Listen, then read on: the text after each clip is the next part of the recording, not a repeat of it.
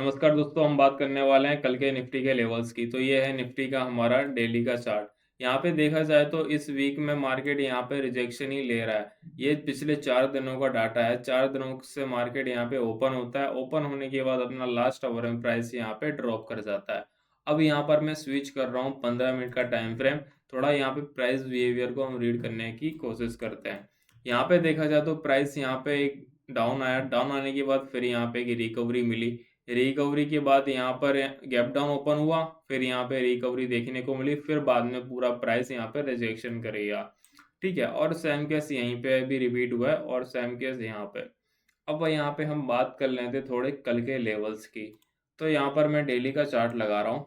Daily के chart में दोस्तों देखा जाए तो ये हमारा 25,000 का लेवल है। ये हमारा साइकोलॉजिकल लेवल माना जाता है। एक एक मोस्ट इम्पोर्टेंट ये सपोर्ट की तरह काम करता है। ठीक है, अगर कल के दिन मार्केट में यहाँ पे गैप डाउन के साथ इस लेवल को ब्रेक किया तो यहाँ पे हाई पॉसिबिलिटी है कि एक रिकवरी आए।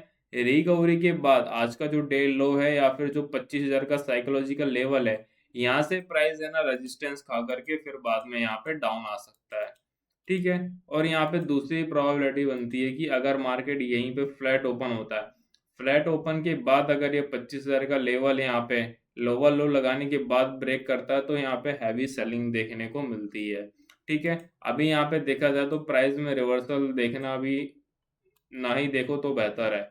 अब यहाँ पे एक चीज देखी जाए, प्राइस में यहाँ पे देखेंगे 29 अगस्त 2025 से लेके यहाँ पे प्राइस ने लगातार कंटिन्यूस यहाँ पे प्राइस रन की है 18 सितंबर तक। ठीक है, यहाँ पे 29 अगस्त से लेके ये 18 सितंबर अप्रोक्स समझ लो 1 महीने में प्राइस यहाँ पे कंटिन्यू चला ही चला है। ठीक है, अब यहाँ पर देखा जाए तो हमारे मार्केट में एक चीज रहती है, जैसे कि कोई भी एक इम्पल्सिव मूव है। इम्पल्सिव मूव मतलब कि एक सीधा स्ट्रेट रन, तो उसका एक करेक्शन हमें देखने को मिलता है। ठीक है, तो उसका वो करेक्शन कहाँ तक होता है तो वो चीज हम है ना फेवोनिक टूल से देखते हैं। तो यहाँ पे मैंने लो मार्क किया, लो से लेके ये हाई तक मैंने यहाँ पे मार्क कर लिया। अब यहाँ पर हमारे जो लेवल्स निकल के आ रहा है, 1 मिनट में इसको हटा देता हूँ जिसमें आपको क्लियर अंडरस्टैंड हो।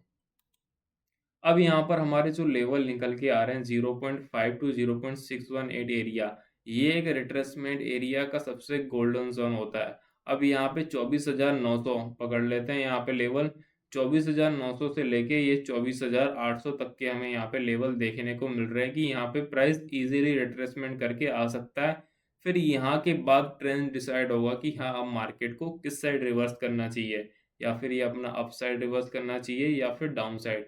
अब अगर इनकेस यहाँ पे थोड़ा प्राइस आ जाता है डाउन, अगर यहाँ पे आने के बाद एक हाई मारता है, हाई के बाद ये लो मारेगा, तो यहाँ पे ये कंफर्म है कि हाँ प्राइस अभी लोअर हाई की फॉर्मेशन में फिर से यहाँ पे जा रहा है।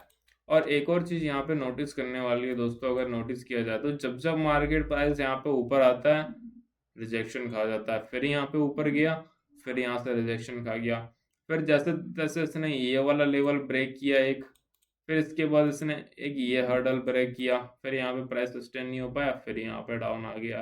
तो दोस्तों यहाँ पे देखा जाए तो कहीं ना कहीं ये निफ्टी पूरी तरीके से एक डिक्लाइन फेज में चली गई है।